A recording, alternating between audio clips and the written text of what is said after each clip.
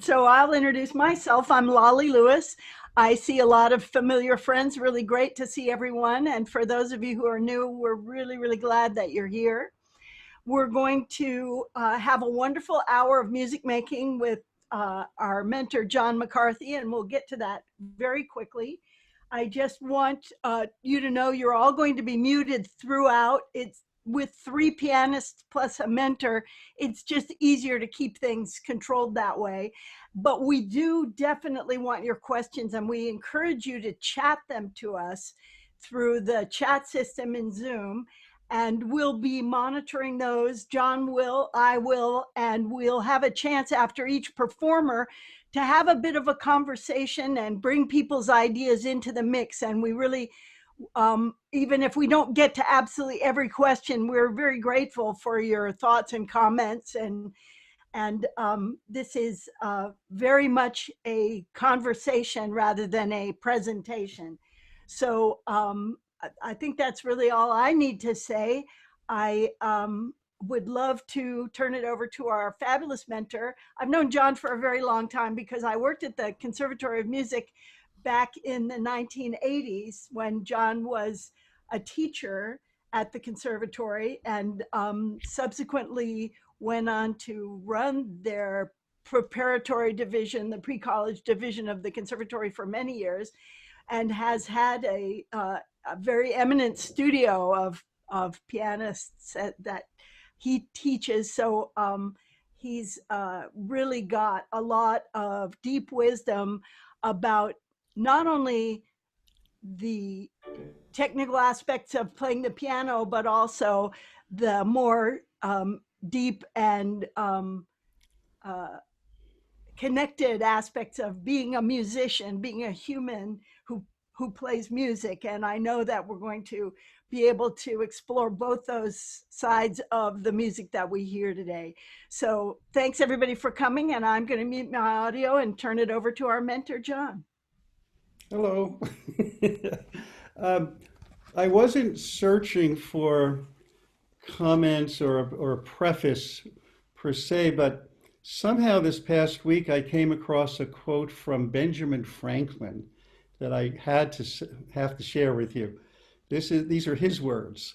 Quote, tell me and I forget. Teach me and I remember. Involve me and I learn. I went, oh my goodness, that's my philosophy. That is exactly the way that we should approach our learning experiences. And I thought that was really sets the tone for what we're going to do today.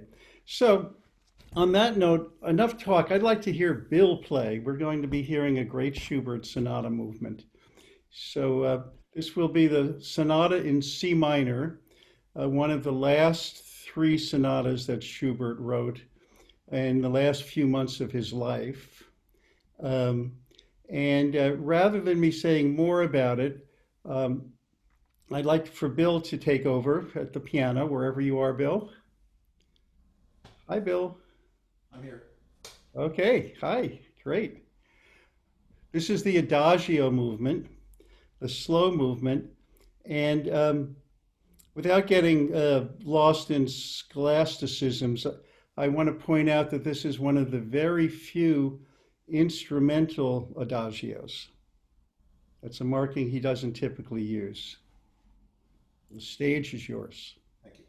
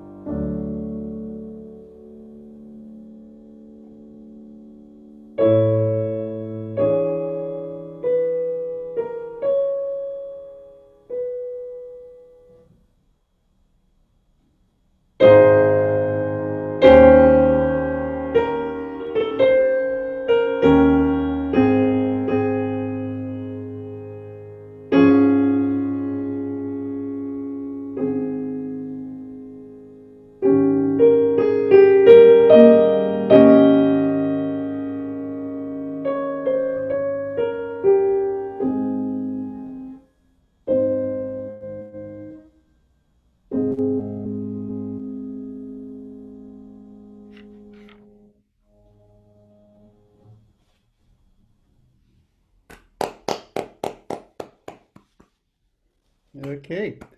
Well, you're getting the sound of one hand clapping. Well, boy, that was very beautiful, very touching. There's a tremendous kind of nostalgia in your playing. It's elegant, really very touching. I'd like to go through and perhaps um give some thought to real details along the way based on what I'm about to say in terms of the piece itself. Okay, so the piece itself is very much in a classical form, very traditional form, A, B, A, B, A. And one doesn't have to be you know, a theory professor to hear that. It's sort of self-evident. And as Schubert will do, he has this beautiful opening, elegant melody, but he puts a little seed, a little something gets inside the pearl, and the chromatic alterations, I think, are very subtle in measure five. They're not they're not in any way a disturbance, but I think they hint at the way the piece will unfold, um, which is rather complex against this very simple form. The Yeah, chromaticism, we end up in F sharp minor. You know, go figure. Yes, exactly. Thank you. And F sharp minor in my world is has an essence to it. It's an agitated key. symphonic variations, cellular phonic. Yes, F sharp minor sonata of Schumann. That's a belief system, perhaps, but I experience it very strongly that the inherent quality of the key has great power and great meaning. Just, And just this, curious, do you have just curious, do you have absolute pitch? I have piano pitch. Okay, I have absolute pitch, so what you're saying makes sense to me about the keys anyway. Yeah, and there are people who disagree about that, but that's fine. Um, and it's interesting as I get older, which has been happening, I think my pitch is improving. I don't know why. I just think maybe I'm calming down finally or something. But the fact that this is in A flat already tells us something, and it goes to F sharp minor. So I'd like for you to exploit that more. I think that there's a dark night of the soul here. It's like this, Well, and he's very visceral with his dynamics too. I mean, and very visceral with the dynamics. And so the challenge, of course, is allowing for an emotional range that's wider and then considering the pacing of this. Because at all times, Schubert is a classicist, just as at all times he's a romanticist. It's the ideal balance there.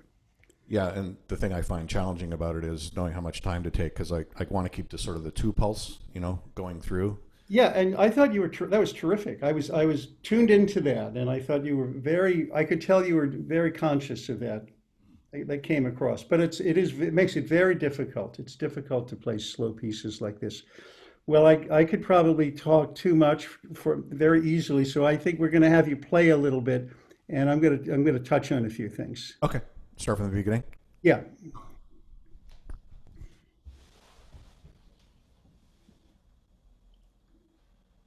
Let's try that again.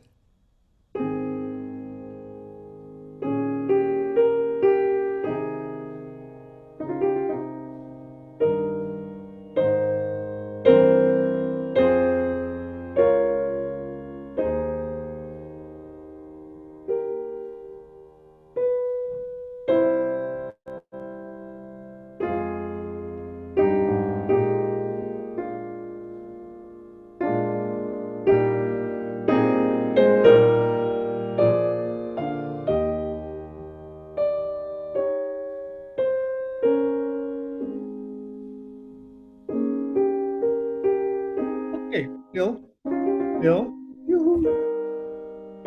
Get Bill to stop. Good. That was absolutely beautiful. I noticed that in the first chromatic alteration in there, the B natural, he takes out any accompaniment. It's by itself. It's naked. And So that's where the pearl is living in that area where there's chromatic alterations. I actually stopped you. I'm surprised at myself, but I wanted you to play the where it's marked pianissimo, and there's that nice turn there. I'd like it to be less active. La dee da dee da da. It's so tempting to do something. Could it be a little less expressive? Sure, and I think we've heard it before once already, too, right? Yes, we've heard it before. Right. And so the temptation is to make it interesting. Okay. What's coming will be more interesting if you pull back here.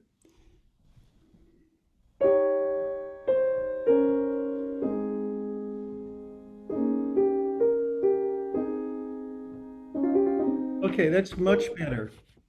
Just don't do anything. I'm going to hop ahead in the interest of time. I wish we had, all day. Do you have measure numbers there? Yes. Okay, let's look at measure 17 and 18. Uh-huh. Yep. Could you play that?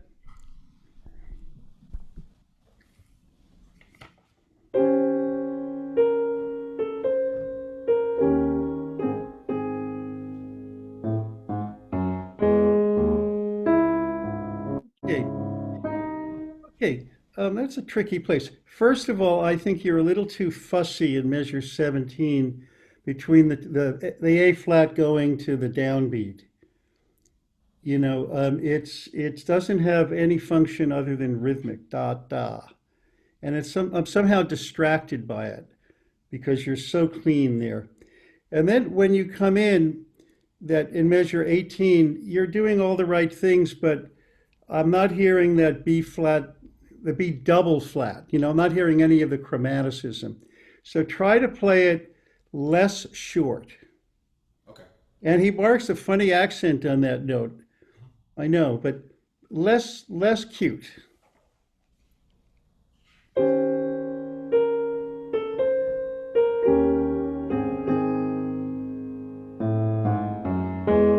That's it. Okay. Much better, much better. And now it's a fourth right mezzo forte. You can open up the sound more. This is where I think you're a little too guarded. Okay. So let's go ahead. Let's go to because I want to get to the agitated section. How about measure 25 into the next section, and yeah, you just play and let me hear what I hear. Okay. All right.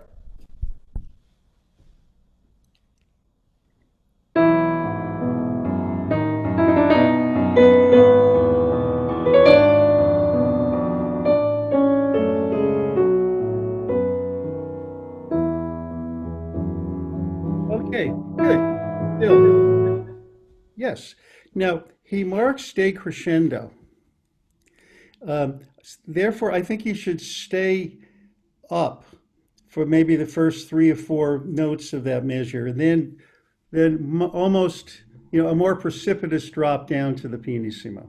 So don't put too much stock in the forte piano and the measure before. Oh no, I would, and I'd Okay. stay there. I'd keep it up. Okay.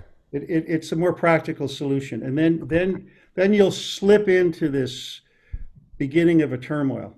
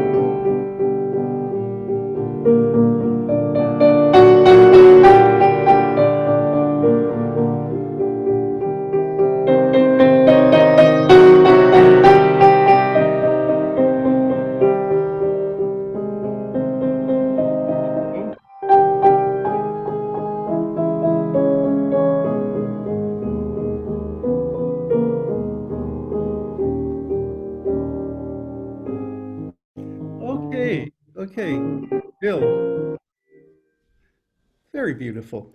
Um, Schubert does this type of thing, even in the impromptus. There's this festering. There's a volcanic burst, double forte, and then he drops down to pianissimo. Then he does it a second time, and then he does it a third time, but he marks decrescendo. That's peculiar. I think there needs to be that same level of emotion, but one needs to suppress it. Down to the pianissimo.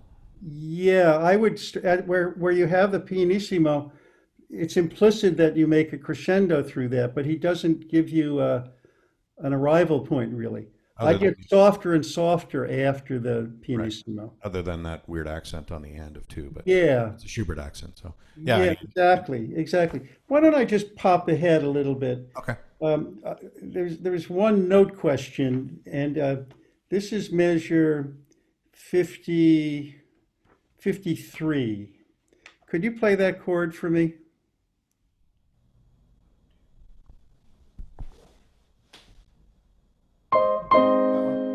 Okay, right. It's just an A flat chord, right?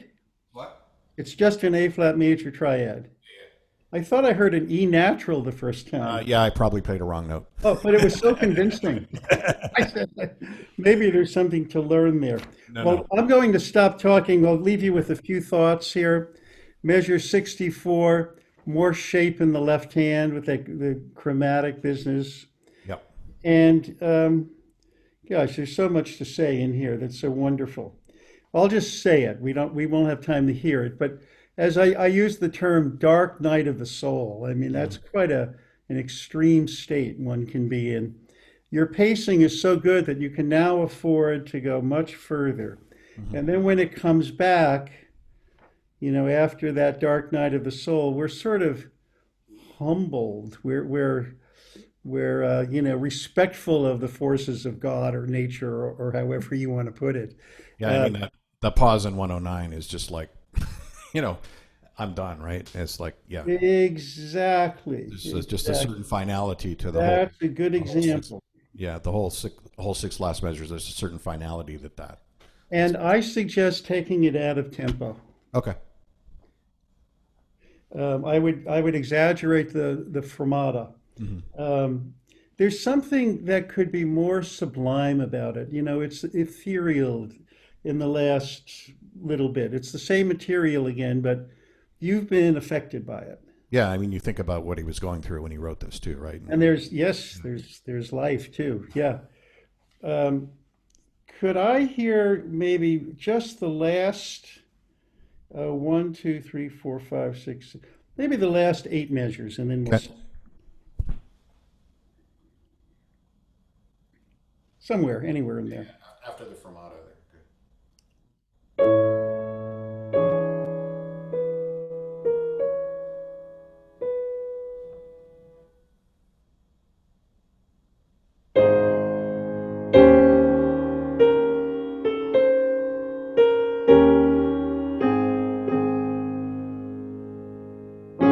Good.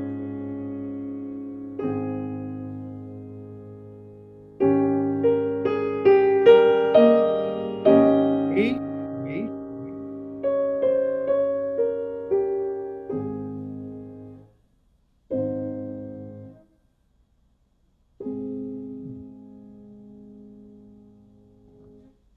Bravo, beautiful. Very good. Thank So you. I'd like to invite questions, comments. Anybody have thoughts they'd like to share with us? Can anybody hear me? We can hear you, John. And I think in the interest of time, we should move forward. Start I going think quick. everybody's really enjoying it from the people whose videos I can see. Yes, people are Great. really enjoying it as I Okay. am. Thank you so much, Bill. Bill, that was beautiful. You're welcome. Thanks. So we're going to bring on our next performer, and we have had a little bit of trouble making sure that the internet is stable enough. So if we continue to have trouble with the internet, we're just going to deal with it and bring the music through somehow. So John, I'll let you bring in Jeanette. Okay. Jeanette's going to be playing Opus 34 of Beethoven, a really, truly great masterpiece. Um, Almost never played, I have to say. I don't know that I've ever heard this played in a public concert. Um, the things that are fascinating about it um, are the key relations. The very fact that there are key relations is fascinating. The convention at that time was that variations would stay in the same key, with maybe a small, stepping outside of it. In this piece, they change in every variation. They move in thirds, actually going down. So I think of them as it's very effective. Beethoven loved this piece. He considered this one of his most important pieces, mainly because the theme itself is original. And the somehow it feels so coherent, even though there's a key change with every variation. But I think of them not as structural as much as color, if that makes any sense. Just like Bill and I were talking about A flat major versus F sharp minor, which is very far apart. We don't have quite the drama here, but it's a magical piece. I think I'll stop and let's have Jeanette play. Jeanette, can you hear me? Can anyone hear me? Okay. You need you need to unmute. Thank you, Jeanette. Okay, great. And because of our shortage of time, I'd like to just play 4 measures of the theme and then jump over to variation 4. And Fine.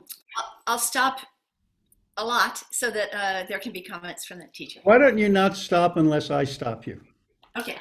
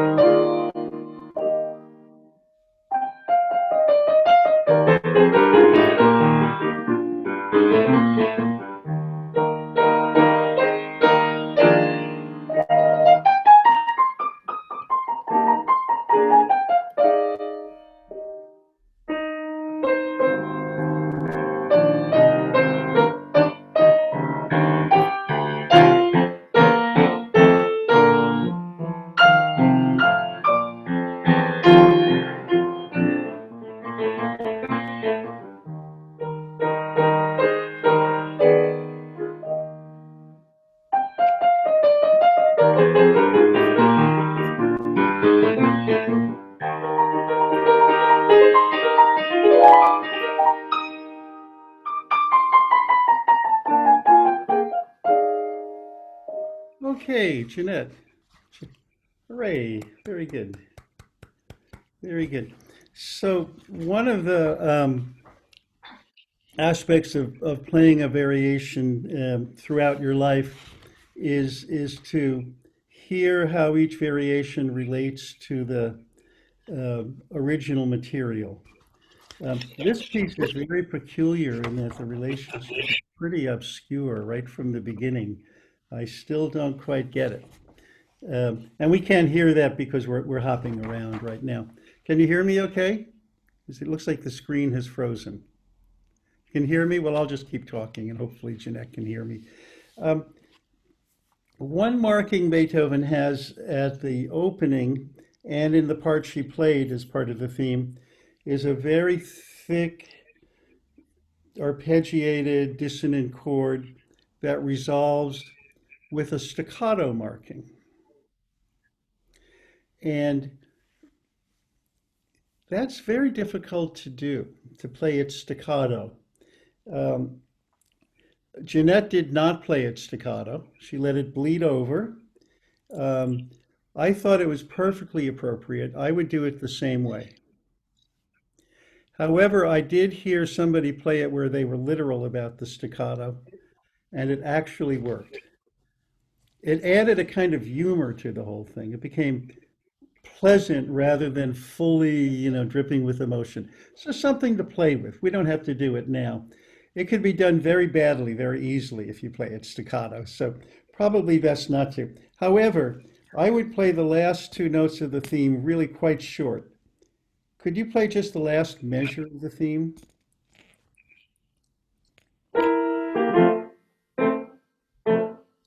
Yeah, yeah, because the playing, you have such a warm sound, but there's a sameness to it. So I want to find a way, and it's part of a problem of playing variations too. So tell us where you're going next. Maybe there's a place you want to work on. Is there a specific variation or fingering that I can help you with, or Well, whatever? I got to the conclusion, the Adagio molto, which has a very, you know, super a lot of rhythms, Oh, okay. scales. That is hard. Could you play that? This is the very ending of the piece. Right. Great.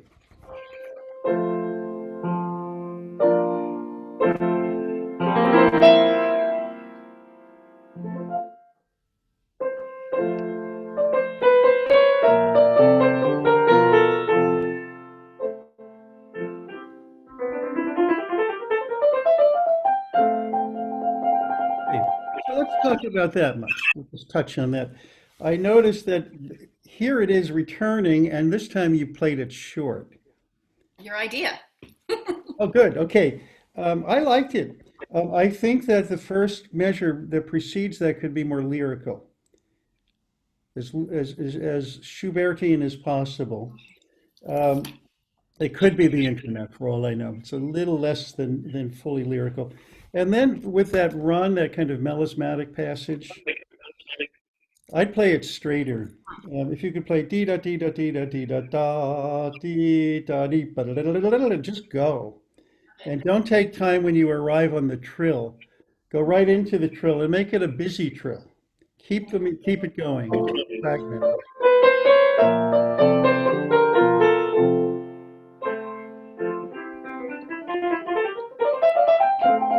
Yeah, I thought that was terrific.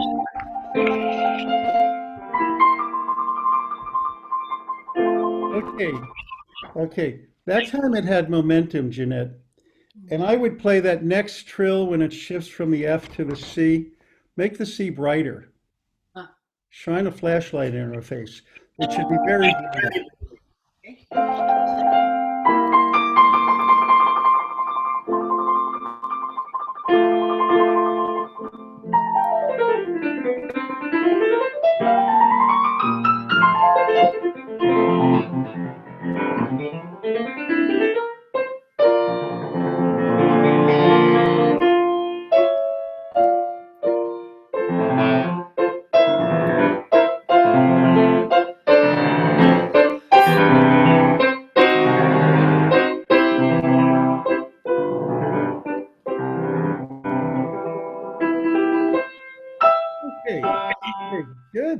It's very good. You know, this is you're just swimming in sonority at this point with that trill and so forth. I would not be I discourage you from being quite as particular in measure 49, for example, where there's a um, you break the sound. You know, keep the pedal. It'll keep the direction to it a little more. Um, and mainly keep the pulse. Okay, no staccato in the right hand. I don't have a staccato written in my Henley edition. No, it was written in pencil. Oh, well, yeah. So it's sort of a personal decision. Anyway, it's wonderful to hear you. Um, I think we're going to have to stop there, unfortunately, because it's kind of hard with the where it's fragmented like this. But maybe you could play the ending, the coda. Could you try the coda for me?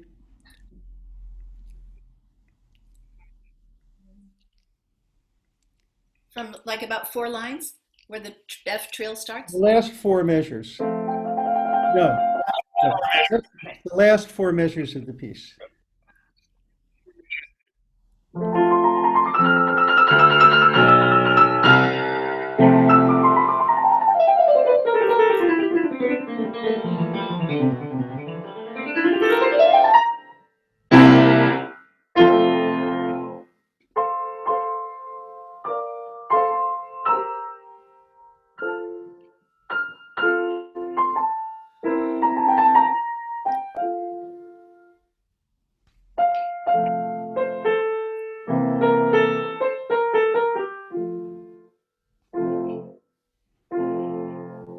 Okay, nice.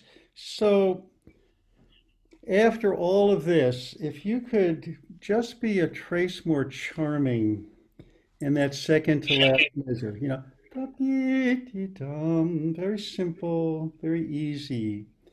Yeah, just try that place. Da-dee-dee-dum.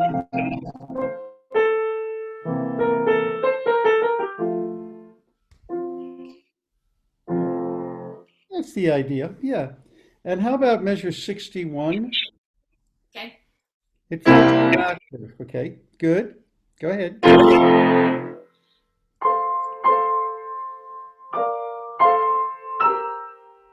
Okay, could that be smaller and lazier?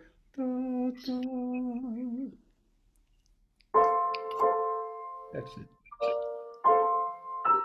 Nice. So I like to think, Jeanette, it's like the performance is over. You've taken your bow. You're sitting on the stage by yourself, and you're kind of ruminating about how it went or how life is. It's really separate in terms of affect, more philosophical. Good. Good. Thank Let's you. stop there. Good, good, good. Hooray. Okay. So now we have the wonderful Zach, I think. Yep. Thank you, Jeanette.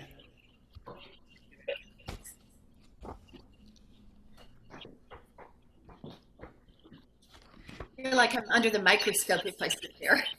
There's a bright light shining on me. Oh, that's funny.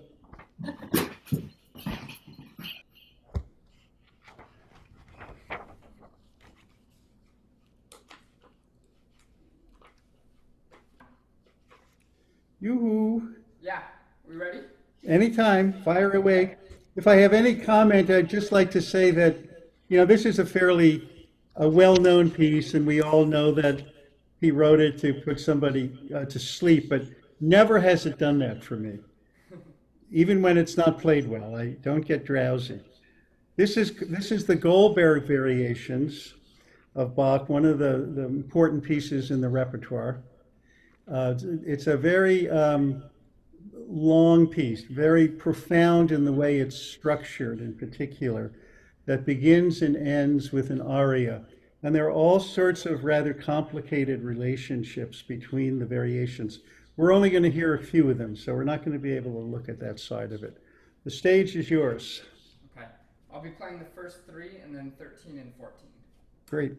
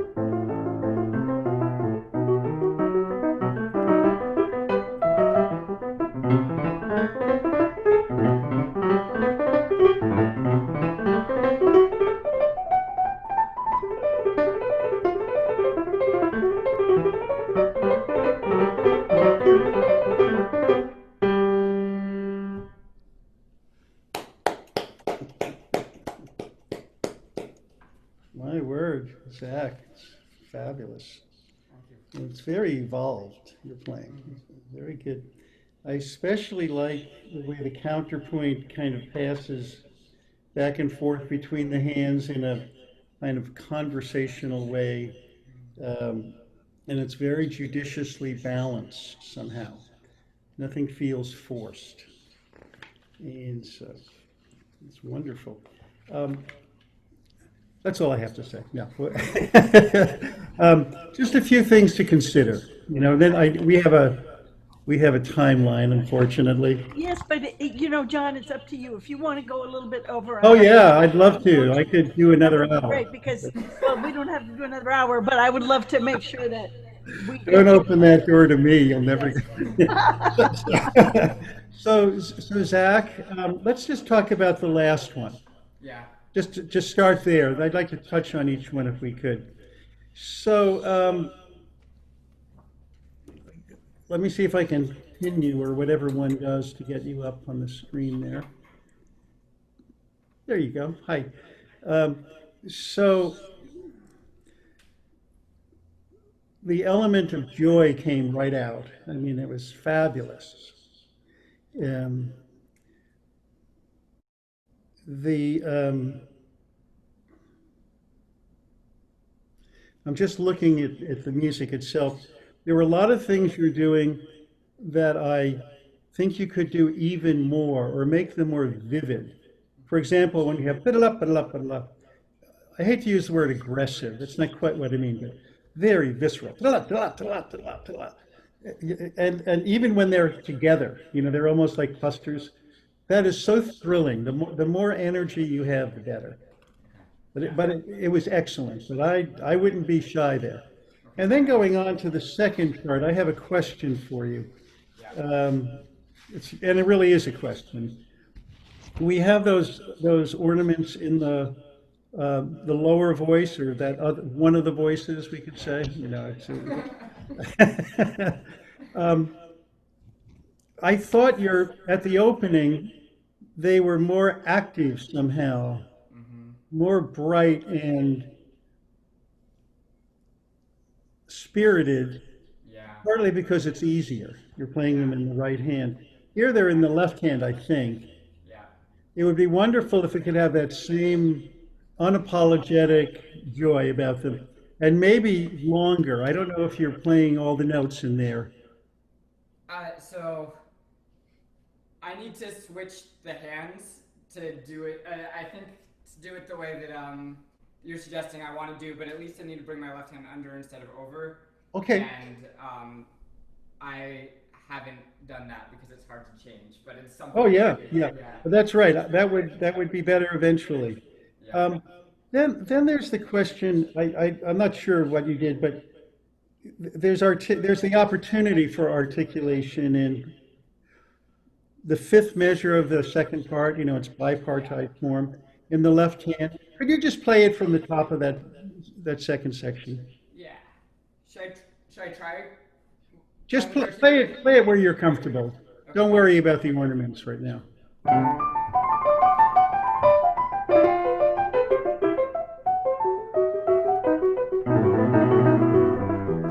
Okay, good.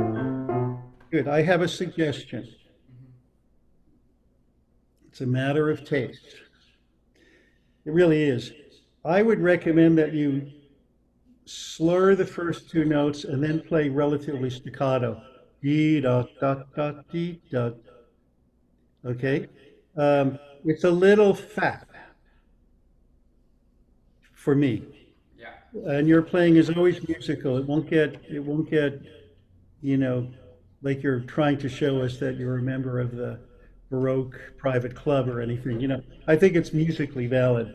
And it makes it more buoyant, and it'll show the downbeat better. D, da, da. So could you try that? It's not that hard.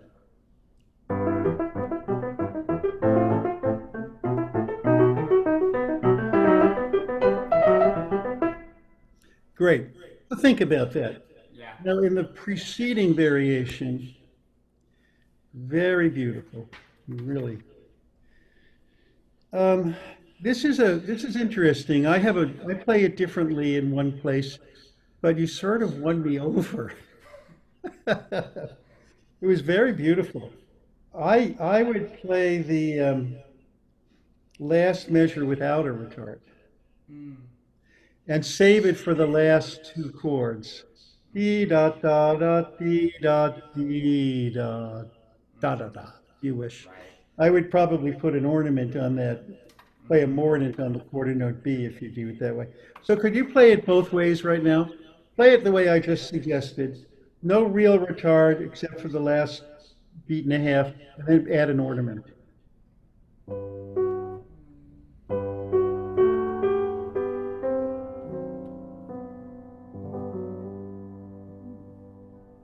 That was beautiful. Do it your way. I don't remember anymore.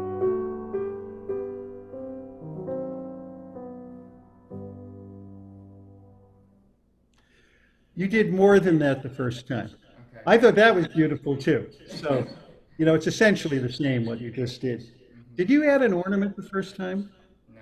I like the Oh, ornament. I did roll the chord before the last one. Yes, that was great. Very, very good. Um, yeah, I mean, it's at such a high level, but it's also the kind of piece where we could spend, an afternoon chewing on things like this. How about looking at the opening here? Yeah. In the aria, which I think is to die for, you play it so beautifully. In the last measure again, try not waiting before you play the C. It becomes it's a similar problem. It becomes too much of a good thing in a way, and that will allow for the real retardando to mean something more. How about two before the end?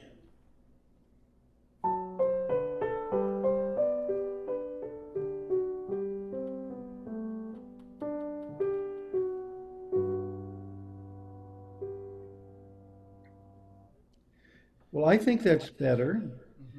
But it really, you were stretching that. It was dangerous. Dee da dee dee da da dee.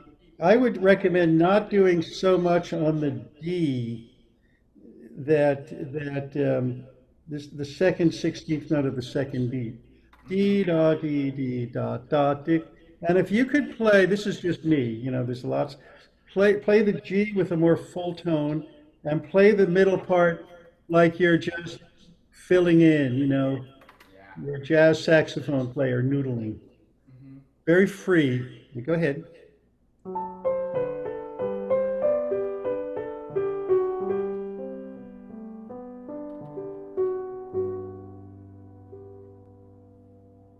I love that. Did that feel okay? Yeah. I don't want to take away your most happy moment either, It's very satisfying to play it the way you did. Yeah, it's terrific. For me, I was very impressed by your skill, by the way, to be able to go into that first variation. That's a difficult thing. You did it. Yeah. Were you playing from memory? Yeah. Congratulations. That's difficult. Now, I would suggest as the next step with this, now that you can actually do that, I'd play it a trace faster. Okay. I'd be not reckless, but confident. Can you play it just a trace faster? Dee da dee. Okay, that's a trace too much. We're splitting hairs here.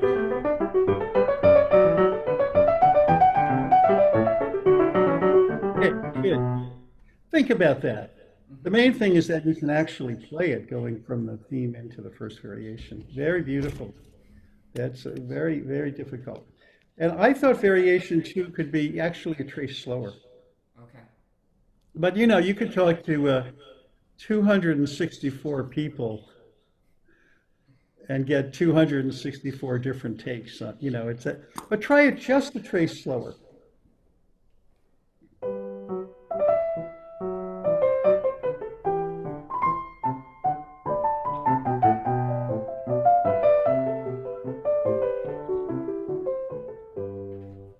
It's it's beautiful, I think. There are all sorts of little things, I mean, we could stop and talk all over the place, none of which, nothing that you're doing is inappropriate. These are simply humble suggestions for things to consider. Yeah. Very beautiful. Well, I think we'll call it a day. We can talk about it some more sometime. Great. Thank you. Thank you very much. Thank you to all the players and the listeners for being Yes. here. And thank you, John. This was really fun. It was fun for me. I am ever more respectful of how there's been a culture shift in the definition of the word amateur. Well, amateur means you do it because you love it. That's right. And It we are doesn't, all amateurs. we're all amateurs. Hopefully Alfred Brendel sees himself as I bet he does too. It doesn't mean dilettante. Right, We can exactly. be ever as serious as anyone. We just do what we need to do to play at our optimum. Oh, I'm so glad that you said that, because that's what we're all about at Amateur Music Network, is encouraging people to enjoy the love of making music for the pleasure and satisfaction Yeah. and transcendence it gives us. So the key, There's I that think, expression, real musicians have day jobs too, right? Real musicians have day jobs. I haven't heard that. Yes, that's true. It's like long-haired musicians have the shortest hair, and I no longer qualify. Um, um, yeah, I think we need to see, imagine that we're going to be above the line or below the line. Right. And, if you say to yourself, for the next 10 minutes, I will be above the line. That will trigger the highest standards, the highest values, the most satisfaction, and you'll play beautifully. Yes. Yes. John, I really want to thank you. I want to thank Bill and Zach and Jeanette so much. Thank you. It was really wonderful. I also want to thank the McKee Foundation, the Ross McKee Foundation, who sponsored our workshop today. Thank you so much to them. Yeah. And I hope you'll join us again in 2 weeks. We have a wonderful workshop with Gwen Mock, who's doing a workshop on the pianist as collaborator. So it's really a chamber music workshop. That's going to be really fun.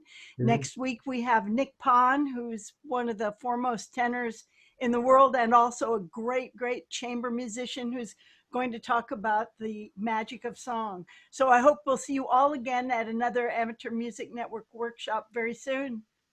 I would like to thank our technical staff here. They've done wonderful things to make this so smooth. Thanks, Sky and Danielle. Yeah. Okay. Okay, Onward. everybody. I'm just going to be turning it off in about 10 or 15 seconds. So you're welcome to leave. And we thank you so much for coming. I take my bow. Bye-bye. Bye-bye.